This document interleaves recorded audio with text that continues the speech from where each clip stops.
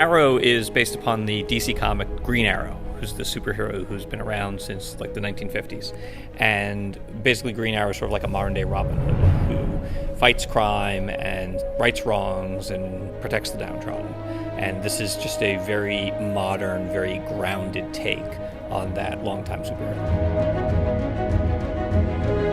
Before I read it, I was a little worried. I wasn't worried because I knew what you guys were going to turn out, but I was like, well, okay, it's a modern take, but he's still running around carrying a bow and arrow. Unless I go really dark and really Dark Knight-ish and that kind of new modern sound on superheroes, it could be campy. Mm-hmm. And once you guys and Greg said, "Oh, go dark," then it all started making sense.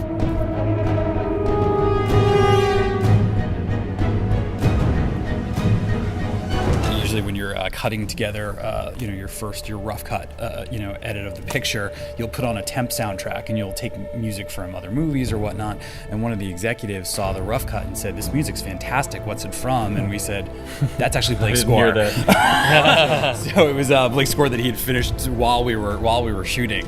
So that was it's an intimidating thing to take on. One every time I walk on the stage, I realize the ghosts that I'm following and you have to raise the bar to come here and record because of so many great scores have been here.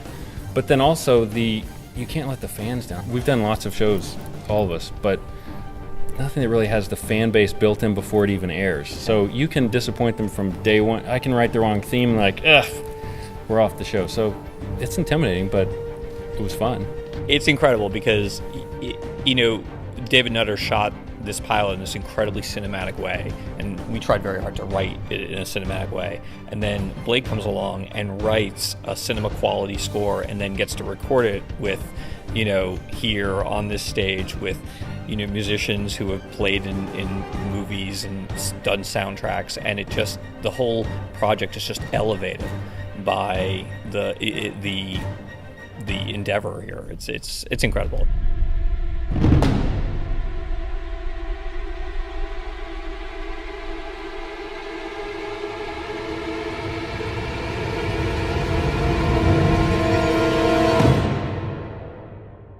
Like KHX says, the audience is listening. They are listening, and they know. That's why so many more shows get a full treatment now. Mm-hmm. And so many people are just watching movies at home. It's like, fewer people are going to the movies and they're bringing that experience home. And, if you're going to have a TV show that sort of says, hey, we're trying to do, our version of The Dark Knight or Man of Steel every week, we really have to bring it. And I think having the orchestra here really says that we're committed to doing that.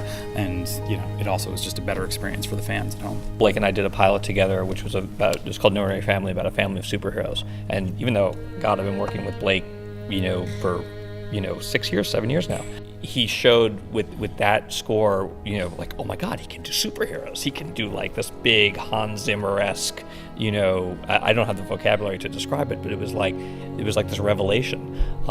So it was so exciting when Blake said he was available to do this pilot.